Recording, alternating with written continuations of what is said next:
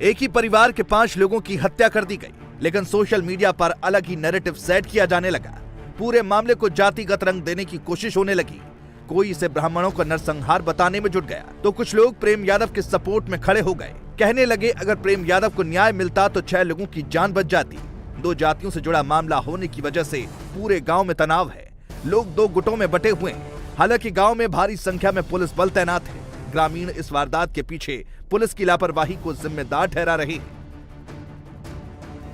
आरोप है कि मामला करीब 7 साल पुराना था। प्रेम यादव पर जबरन जमीन कब्जा करने के आरोप लगे। सत्यप्रकाश दुबे ने पुलिस में शिकायत दर्ज कराई थी, लेकिन पुलिस ने कोई कार्रवाई नहीं की और मामले को टालती रही। इसमें अभी तक 14 लोग हिरासत में हैं। पूरे प्रकरण में ठोस और प्रभावी कार्रवाई की जाएगी। अगर ये एप्लीकेशन के बावजूद, जैसा कि आप लोग अभी बता रहे हैं कि अगर एप्लीकेशन थाने में दी गई है और किसी तरह की कोई लापरवाही है तो लापरवाह व्यक्तियों के विरुद्ध भी कार्रवाई होगी।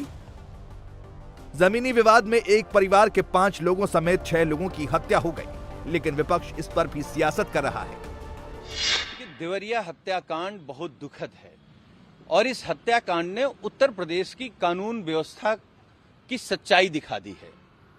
इस जमीनी विवाद की जानकारी देवरिया के स्थानीय पुलिस को पहले से थी। आखिर पुलिस क्या कर रही थी, सरकार क्या कर रही थी, सरकार का तंत्र क्या कर रहा था, ये सरकार के तंत्र पर भी सवालिया निशान है। क्योंकि उत्तर प्रदेश में कोई भी थाना, कोई भी तहसील ऐसी नहीं है जहां बिना पैसे लिए फरियादियों की बात सुनी जा रही हो। पूरी सरकार, पूरा सरकारी तंत्र और खास तौर से पुलिस महकमा भ्रष्टाचार में डूबा है। उनको सिर्फ पैसे से मतलब है, कोई घटना हो जाए। सरकार तो कहती थी कि 0 टॉलरेंस पर काम कर रही है सरकार। इसी तरीके की घटना 2 साल पहले सोनभद्र में हुई थी, जहां 17 लोगों की मौत हो गई थी।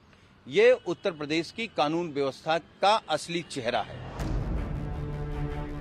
अपराधियों के खिलाफ योगी की 0 टॉलरेंस पॉलिसी पर भले ही विपक्ष सवाल उठाए, लेकिन योगी सरकार के बुलडोजर एक्शन का क्या असर हुआ है, ये भी जानना जरूरी है। यूपी में बीते 6 साल में हत्या के मामलों में 9% की कमी आई है। डकैती के मामले 16% कम हुए हैं। रेप के मामलों में भी कमी देखी गई। 6 साल में 9000 से ज्यादा एनकाउंटर हुए, जिसमें 183 अपराधी ढेर हो गए। यूपी में योगी मॉडल की पहली शर्त कानून व्यवस्था है। लिहाजा 20 मार्च 2017 के बाद से माफियाओं और संगठित अपराध करने वालों पर लगातार एक्शन हुआ है।